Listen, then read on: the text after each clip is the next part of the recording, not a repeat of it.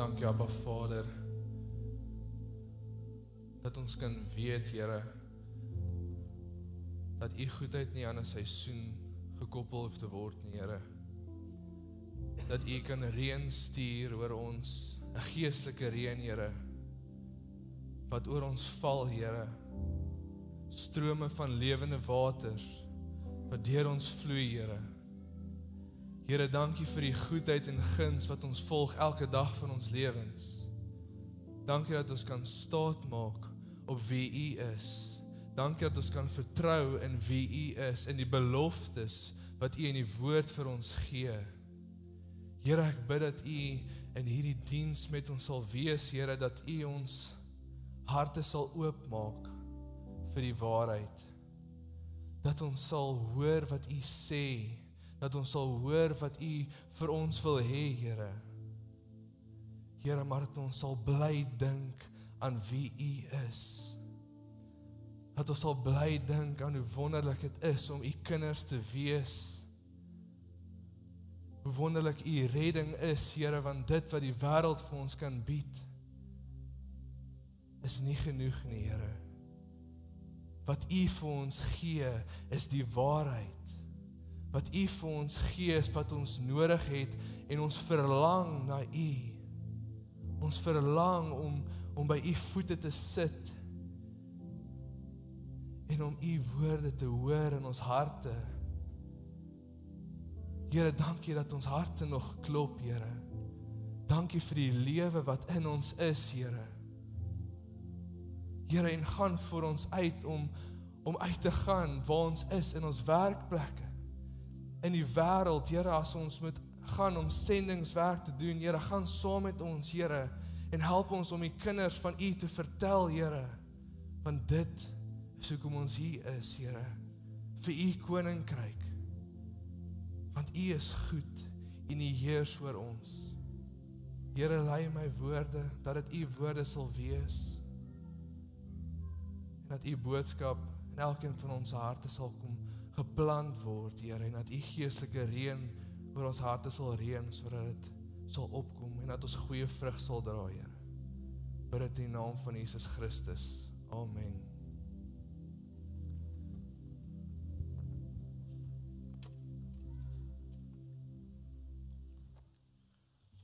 Wauw, wat 'n voorreg om vandag die woord te kan bring. Ek dink dit is so belangrik vir ons om te droom. Ek het nie 'n droom gehad om hierdie te doen op 23 nie, maar die oomblik toe ek die Here ontmoet het, hy net 'n klomp drome in my hart kom sit. En vanoggend wil ek vir julle vra, droom julle nog? Nie noodwendig oor daai fisiese goed in die lewe nie, maar droom julle nog oor iets wat die Here vir ons kan doen? Want vandag het ek baie dankbaarheid in my hart, want hy het my geseën om op hierdie plek te kom, om hierdie woord vir julle te kan gee. Nou, ek is deel van Mountain Movers, wat maandaande net hier agter die saal bo in 'n vertrek by mekaar kom. Ons is 'n groep jeug uit die dorp, wat regtig die aangesig van God wil sien, en ons wil mekaar help en accountable hou om die pad wat Jesus vir ons uitgelê het te volg. En as ek so op Sondag hier sit, ek gewoonlik sit, dis weird om hier voor te staan, as ek gewoonlik sit daar agter en ek kyk so oor die talle mense wat hier is, dan vra ek vir myself, waar is die jong mense? Waar is ons jeug? Want hier is soveel mense, maar waar is die jong mense wat die volgende generasie moet wees? En is my kommerwekkend, maar ons dien 'n God en daar's altyd hoop in hom. Ek wil hê ons moet saam gaan lees in 1 Samuel 16 vanaf vers 11 tot 13. As jy 'n Bible app het, gebruik hom. Ek is hier van die jeug af, ons gebruik die Bible app. So ek dink as jy dit doen, ons kan daar oopmaak en lees ons saam. Daarop het Samuel vir Isaai gevra, is dit al jou seuns die? En hy het geantwoord, die jongste is nog oor, maar hy pas nou skape op. Toe sê Samuel vir Isaai, laat haal hom, want ons eet nie voordat hy hier is nie. Isaai het hom laat haal, hy het 'n rooi gelaatskleur gehad, mooi oë en 'n goeie voorkoms. Toe sê die Here, staan op, salf hom, want dis hy. Samuel het die horing met die olie gevat en hom voor sy broers gesalf. Die gees van die Here het van daardie dag af kragtig in Dawid gewerk. Daarna het Samuel klaargemaak en na Rama toe teruggekeer. Wat hier vir my uitstaan is, Dawid is hier op hierdie oomblik deur die Here verkies om koning oor Israel te wees. En dit is vir my amazing, want daar is nie geleerdheid aan hom nie, daar is nie ouderdom in sy kant nie, hy is die jongste en ek het bietjie gaan opsoek, hy was in sy tienerjare toe dit gebeur het. En dit is vir my amazing dat die Here nie vasgekyk het aan sy ouderdom nie. Die Here het absoluut aan sy hart gekyk. En my vraag wat volg op hierdie is, waar is die jong Dawids? Die jong mense wat die Goliats veg van hierdie tyd. Die mense wat sê, maak nie saak hoe dit in die samelewing lyk nie, ons weet wat is die waarheid. Ons weet hoe dit lyk om in die wil van God te leef. Want die wêreld gaan sê, drink dit, leef so, maar hulle weet wat is die waarheid en hulle bly gegrond in die waarheid. En ek voel, wie is ons om te oordeel oor hoe ons jong mense vandag leef? Ek kom nou net uit my tienerjare uit, gelukkig. So ek weet wat aangaan. Ek weet wat ons jong mense daagliks face. Dit is nie dieselfde as 20 jaar terug nie. En ek voel as ons onsself in hulle voete gaan sit, in hulle skoene gaan sit en regtig kyk wat aangaan, gaan ons regtig gekonfronteer voel deur wat daar buite gebeur. En ons gaan besef hoe nodig die volgende generasie Jesus het. Vandat ek bekeer het en ek nou 'n nuwe lewe leef, het ek baie gesprekke gehad met passievolle dienaars van die Here, selgroepe waar daar regtig amazing mense is wat die Here dien en ek het so baie keer saam met hulle op 'n vraag afgekom wat ek van my redding af bly vra. Hoekom het ek so radikaal die Here begin dien? Hoekom het ek gekies om soveel opofferings te maak vir die koning van konings? Maar as ek kyk waar my pelle was, daai ouens wat ek saam mee uitgehang het in die verkeerde plekke, is hulle nog steeds op daai selfde plekke. Wat was anders van my storie wat hulle nie het nie? Want is nie vandag 'n maklike ding om te sê nee vir die wêreld en ja vir Jesus nie. Want as jy dit doen, dan word jy op 'n plek gesit waar jy verwerp word. As jy vandag sê nee, ek gaan nie meer dit doen nie, want is nie die wil van God nie, dan word jy gespot. Jy word ondervraag. Hoekom? Hoekom doen jy dit? Hoekom wil jy nie die lekker ding in die lewe doen nie?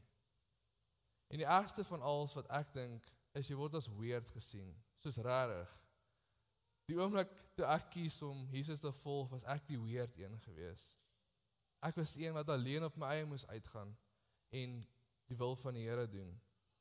Wat dit moeiliker as dit maak, is alles word hier gedoen. Letterlik alles word op die selfoon gedoen. WhatsApp groepies. Kom ons haal haar af, want sy wil nie meer drink op naweek nie. Kom ons nooi hom nie na 'n partytjie toe nie, want verstaan, hy gaan die boring ou wees daar. Alles word hier gedoen. Niks word meer in jou gesig gesê, soos wat met guts nie. Dit is regtig maklik om te spot, maklik om te skinder, maklik om seer te maak, want dit hoef nie meer in persoon gedoen te word nie. En die realiteit daarvan is, daar word op ons jong mense se harte getrap. En ek dink nie, hulle weet hoe om dit te hanteer nie.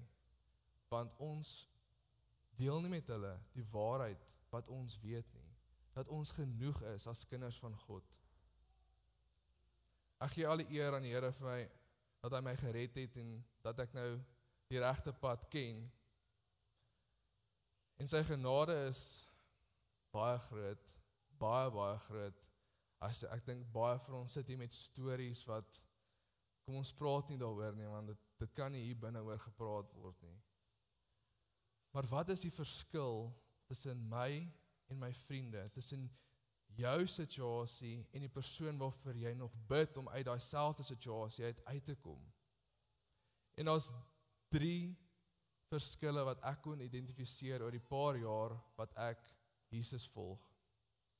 Die eerste verskil is, ek het mense in my lewe gehad, nog steeds, wat aanhou bid vir my. Mense wat nie ophou om daagliks, soms party van hulle uurliks vir my te bid nie. Waar my pelle, hulle het nie dit gehad nie. Hulle het nie mense gehad wat dink hoe hulle leef is verkeerd nie. Die tweede verskil is, die mense om my het gesonde standaarde gestel oor hoe om te lewe, hoe om ambassadeurs van Christus te wees. Maar in hulle lewens, dis oukei. Dis oukei om 2 die oggend by die huis aan te kom, nie weet wie hy is nie. Dis oukei. En dan die laaste verskil is my agtergrond. Waar kom ons vandaan? Hoe verskil my agtergrond van die van my portiergroepsin? Voordat ons in diepte gaan kyk oor hierdie 3 verskille, dink ek ons moet vasstel, hoekom is hierdie belangrik? Hoekom is hierdie gesprek belangrik? En hoekom raak dit ons elkeene? Want ons het 'n verantwoordelikheid teenoor die liggaam van Christus. Ons jong mense is nie uitgesluit as ons praat van die liggaam van God nie. Want ons elkeene is deel van die liggaam. En ons kan blaai na 1 Korintiërs 12 vers 21. Daar staan, en die oog kan nie vir die hand sê, ek het jou nie nodig nie. Of ook die hoof vir die voete, ek het julle nie nodig nie. Want die realiteit is, ons almal het mekaar nodig. Ons almal moet saamwerk om teen die rigting van die wêreld te gaan. Om stroom op te gaan. Want ons het mekaar nodig. Ek is seker dat elkeen van ons in 'n gemeenskap wil leef waar jy jou seun of dogter na vriende toe kan stuur en weet hulle is veilig. Want ek dink dis 'n groot vraag in vandag wat ons vra. Kan hierdie maatjie by daai maatjie gaan kuier? Sal dit goed wees? Sal dit oukei wees? Ons wil die vrymoedigheid hê om maatjies te nooi, omdat ons weet ons huise is veilig. Maar die vraag bly staan is, hoe hard veg ons vir die liggaam van Christus? Hoe hard veg ons vir hierdie gemeenskap waarin ons sit, hierdie gemeenskap van gelowiges? En ons kan dit net doen as ons geestelike funksies uitvoer. Want ons weet waarvoor ons geroep is. Ons is geroep vir meer. Ons is geroep dalk om 'n selgroep te lei. Ons is geroep om kinders, 'n groep seuns, groep dogters, maatjies na die Mountain Movers toe te bring. Dit lyk nie alles dieselfde nie. Ons funksies is nie dieselfde nie, maar ons het mekaar nodig en dit wat ek kan bied, moet ek gee, want ek is deel van die liggaam. As ek nie gee nie, gaan die hand dalk lei of die voete gaan lei. En ons moet besef dat die posisie waarin ons is nodig en belangrik. En dan ons moet besef dat hierdie is nie 'n fisiese stryd nie. Die vyand fight nie hierdie fight fisies nie. Ons kinders se redding is 'n geestelike stryd en ons moet besef dat ons dit moet veg in die gees. Ons moet besef dat ons die leuns van die vyand in die lig moet bring. Dat ons regtig moet bid vir ons jong mense, ons moet bid vir die redding van ons jong mense, want hulle het dit nodig. Okay, die eerste verskil. Soos ek gesê het, ek het intercessors gehad wat vir my gebid het, want hulle het geweet wat in my lewe aangaan, en ek is seker die Here het op hulle harte gedruk dat hierdie laaitjie moet bykom, want ek het planne vir hom. En ek is so dankbaar vir dit, want dit was so nodig. En oumas, oupas, ek weet nie wie almal hier is al dit nie. Julle klein kinders het julle gebed nodig. Regtig. Ek het oumas en oupas, hulle het konstant vir my gebid, en dit was dalk wat ek nodig gehad het. Julle weet dalk nie waarmee hulle besig is, of wat in hulle lewens aangaan nie, maar moenie ophou bid vir hulle nie. Hulle besef nie hulle het dit nodig nie, maar eendag gaan hulle terugkyk en hulle gaan vir julle kom sê, dankie ouma dat jy gebid het, want ek het dit nodig gehad. Hoekom moet ons aanhou bid vir mekaar? Moses het by die Here gepleit om die lewens te spaar van die Israeliete, want hulle het die goue kalf van bid wat ek dink verskriklik was. Ek weet nie hoe iemand op by dit uitgekom het nie, maar dit was rof. En die Here het geluister en hy het hulle lewens gespaar, en dit was amazing om daai storie te lees. Maar sien, vandag is dit vir ons makliker om te aanvaar. Dit is vir ons makliker om te aanvaar dat dinge net okay is. Dit is makliker om die maklike ding van die wêreld te doen, dis om 'n braai te reël, rugby te kyk, maar iewers in die week wil ons nie 'n kansie maak om as gesin te sit en te bid vir ons gemeenskap nie. Ons is maklik om die maklike dinge te doen, die lekker dinge te doen, maar ons generasie, ons nuwe generasie het God nodig. Ons moet bid vir ons portiergroepe waarin ons jong mense is. Ons moet bid dat die waarheid by hulle sal uitkom. Dat seuns nie aanvaarding soek in kuierplekke nie. Dogters nie soos elke ander celebrity wil lyk nie. Want dis die realiteit. Ons moet bid dat hulle weet wie hulle is as kinders van God. Want deur binne te bly aanvaar ons nie die situasies waarin hulle is nie, maar ons vertrou op God om regtig in hulle harte te werk, om die waarheid te plant en om hulle te lei tot op die pad wat hy vir hulle uitgesit het. Aanvaarding is, ek dink, 'n baie moeilike ding, want aanvaarding lyk soos 'n ja. As ons net aanvaar, sê ons eintlik ja. Ek wil 'n voorbeeld gebruik. As ons kyk na matrieks, as ons na hulle kyk, dink ek die samelewing het so 'n ding waar hulle sê dis okay vir 'n matriek om net bietjie te leef.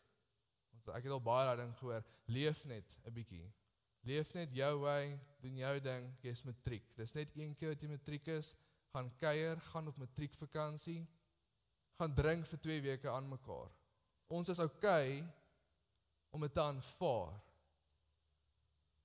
Maar as ons kyk na 1 Petrus 1 vers 13 tot 16, en jy kan saam blaai as jy wil, anders lees ek hom net vir ons. Staan daar, wees daarom verstandelik wakker en nugter, en vestig julle hoop volkome op die genade wat julle deel sal word by die wederkoms van Jesus Christus. As gehoorsame kinders moet julle nie julle lewe inrig volgens die begeertes wat julle vroeër gehad het toe julle God nie geken het nie. En hier is my die belangrikste deel. Nee, soos hy wat julle geroep het, heilig is, moet julle ook in julle hele lewenswandel heilig wees. Ek lees nêrens daar waar daar staan, omdat jy matriek is, doen wat jy wil nie.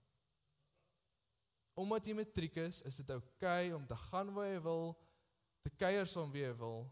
Ek lees daar, moet julle ook in julle hele lewenswandel heilig wees. So nee, aanvaarding is nie okay nie. Ek dink nie ons kan okay wees met die dinge waarmee die samelewing besig is nie. Ek kan getuig, want dit mors alles op. Dit mors alles op.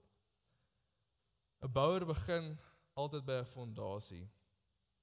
Mens kan nie 'n dak op 'n huis sit sonder 'n muur nie. Jy kan ook nie 'n muur bou sonder 'n fondasie nie.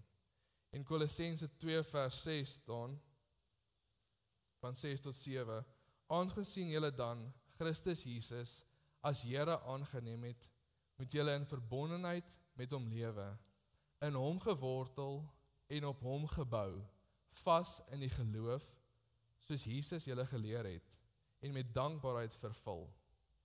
Daai deel wandel in hom is vir my so krities. Want hy is ons standaard. As ons nie weet hoe om te leef nie, as ons nie weet wat die regte ding om te doen nie, Jesus is.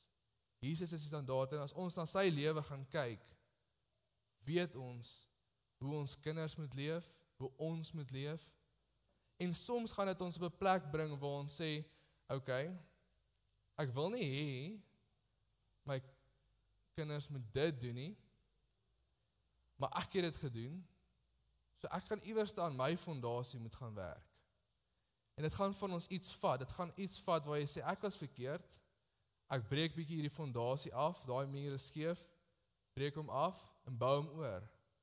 En dit vat baie van ons om dit te doen, maar dit is nodig, want ons jong mense het 'n goeie standaard nodig. As ons die standaard stel, gaan dit vir hulle net makliker wees om te volg. En as ons nie weet hoe nie, die woord is 'n lamp vir ons voete, dit staan nie in die woord is 'n lamp vir ons voete. Ons hoef nie in duisternis rond te soek na die regte pad nie, alles staan in die woord van God.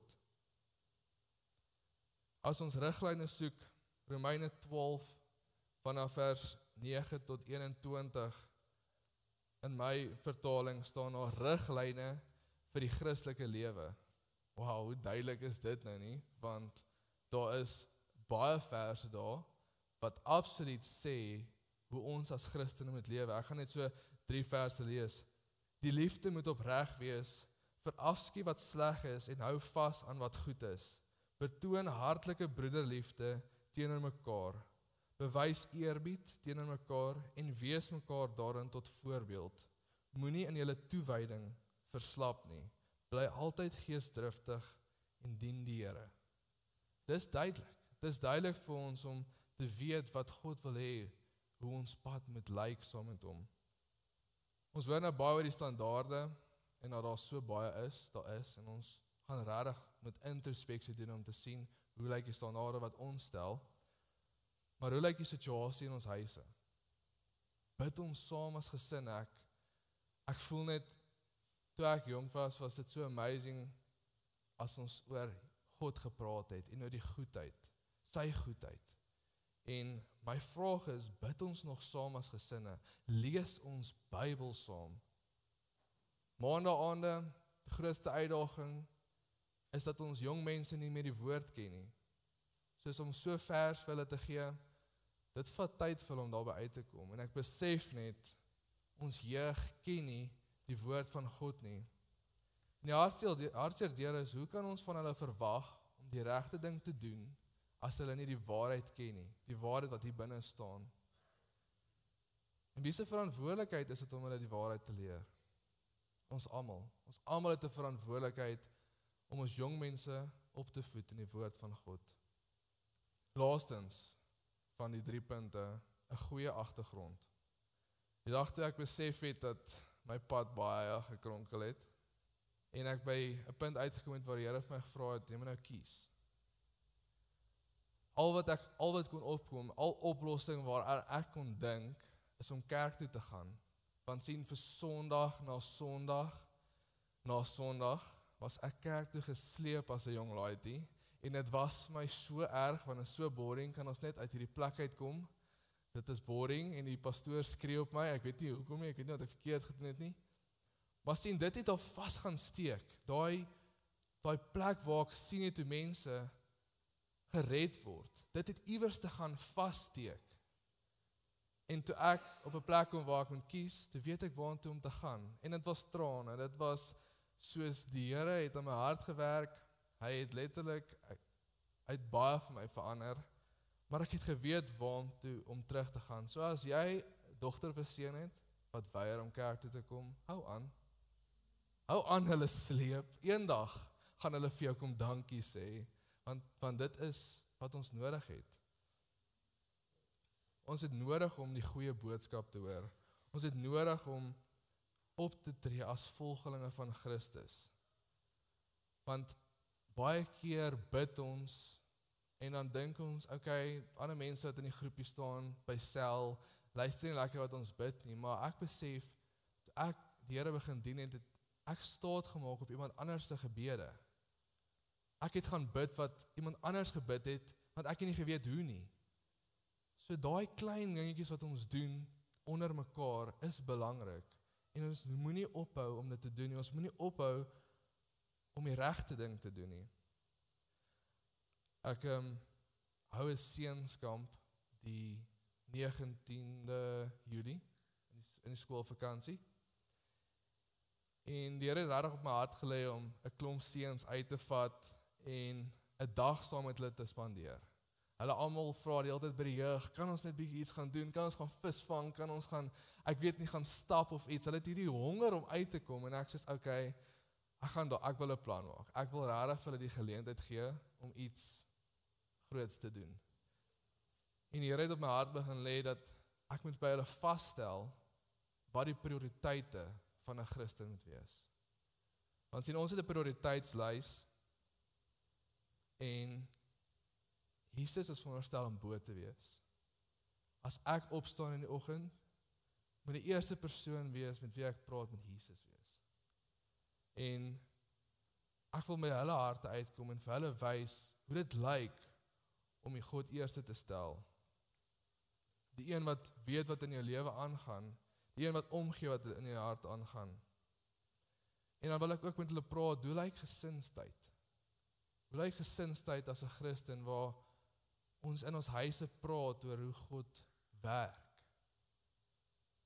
Want ek dink as ons begin praat oor die waarheid in ons huise, gaan dit vloei tot in ons skole. Groepies gaan begin praat oor wat Jesus vir mamma en pappa gedoen het. En ek wil myself net indink hoe ons skole gaan lyk as ons almal net 'n bietjie gaan begin doen. Net 'n bietjie van Jesus gaan begin deel en ons kinders net 'n bietjie gaan skool toe vat. Ek wil hulle motiveer om elke geestelike geleentheid by te woon. Ons het in Willie het awesome manne daar. Hier is nou 'n vrouedag. En ek dink regtig ons het jong mense wat moet by dit uitkom, want dis waar ek op 'n plek gekom het waar ek sien, joh, maar dit is eintlik lekker om Jesus te dien.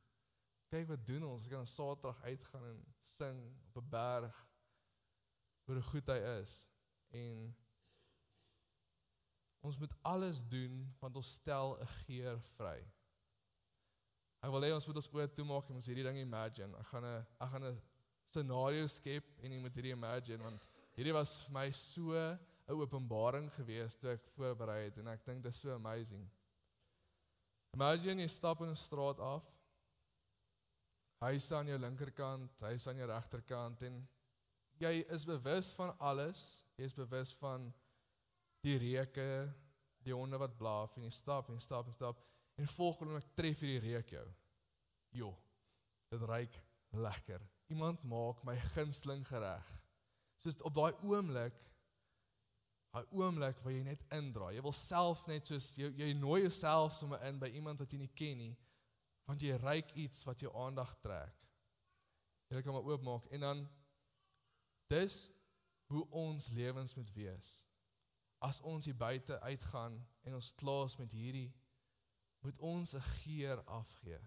Sien, want die Gees wat binne ons is, roep uit tot die Vader. En ons almal het 'n honger na Jesus. Ons het 'n dors wat net hy kan lus.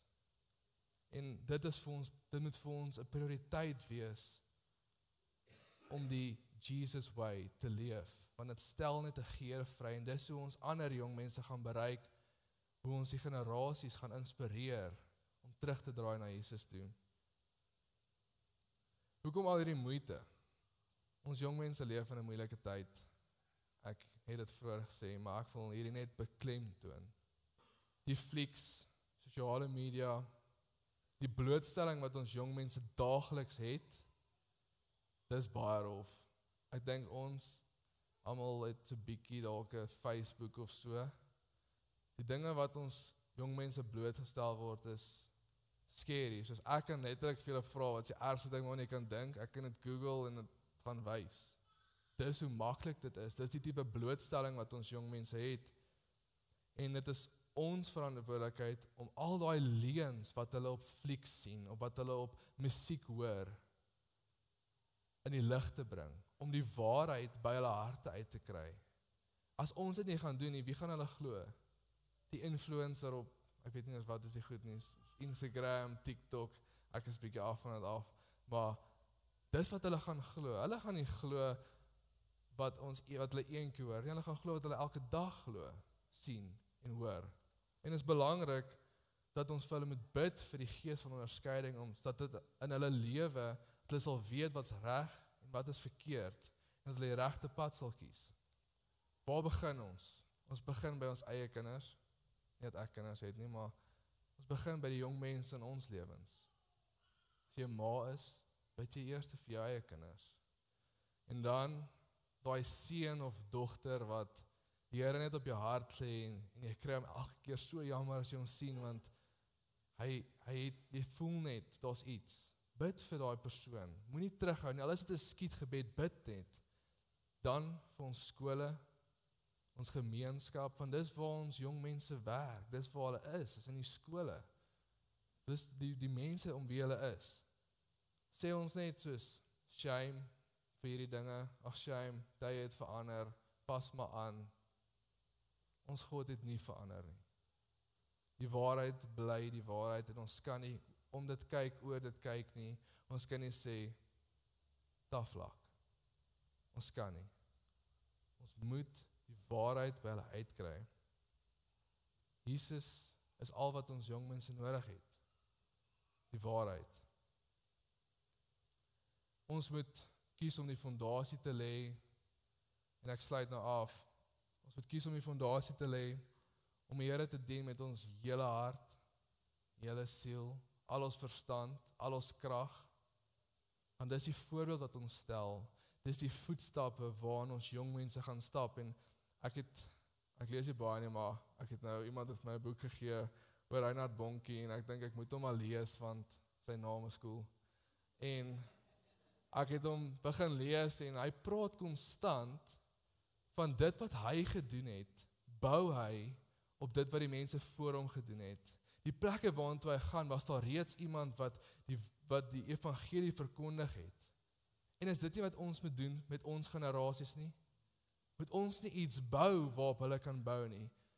Ons het awesome praise and worship, maar oor 10 jaar gaan daar iemand wees wat dit nog beter gaan maak, want ons span het dit tot hier gebring. Maar ons moet begin bid vir dit, ons moet begin 'n honger hê, om 'n fondasie te bou waarop ons jong mense gaan bou. Al hierdie dinge wat ek nou gesê het, is planne en dinge, en as jy notas maak, skryf hierdie neer. Soos hierdie is waarmee ek afsluit, hierdie is die belangrikste, as iets onthou net hierdie vandag. Hoe kan ons veg vir ons jeug sonder geloof? As ons nie weet wat God kan doen nie, as ons nie weet hoe almagtig hy is nie, hoe kan ons bid vir iemand in daai bak se redding? Hoe kan ons glo dat klein kinders wat in Johannesburg sit, gered gaan word, as ons nie daar is nie? Ons het geloof nodig om al hierdie dinge te sien gebeur. Romeine 10 vers 17 sê, die geloof kom dus deur die prediking wat 'n mens hoor. En die prediking wat ons hoor, is die verkondiging van Christus. As ons na die skrif kyk, sal ons sien dat geloof kom deur die prediking van die evangelie wat ons hoor. Dis nie noodwendig ek vertel jou van die evangelie nie. Dit kan wees, jy lees dit, jy hoor dit, jy neem dit in. En ons het daai opgewondenheid nodig oor dit wat God kan doen, om op 'n plek te wees waar as ons bid ons in oorwinning. Ons weet dat wat ons bid, gaan gebeur. Nou, dalk nie, volgende week, dalk nie, oor 'n jaar, ja, maar ons gaan aanhou, want ons weet wat God gaan doen. Ons weet hoe almagtig hy is. En dis waarmee ek julle wil los vandag. Hê geloof in dit wat jy bid.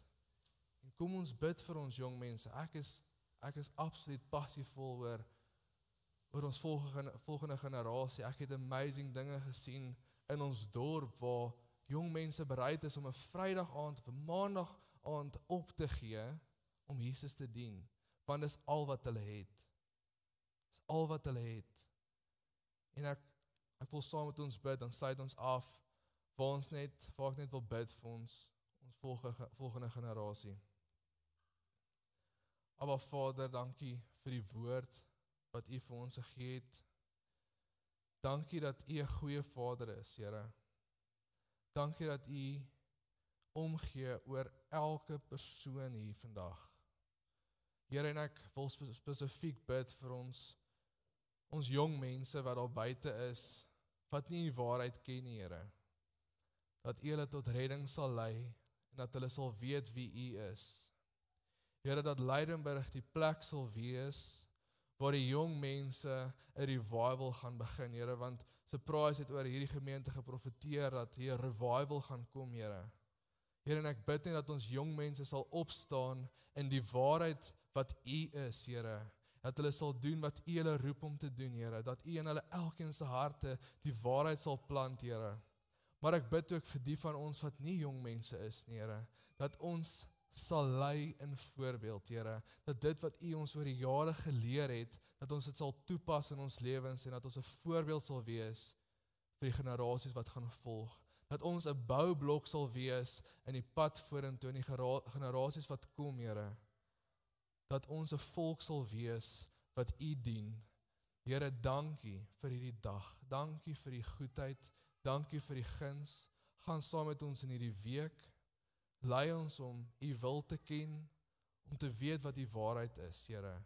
Seën ons families en gesinne, en elkeen van ons wat nie hier kon wees vandag nie. Ek bid dit in die naam van Jesus Christus. Amen.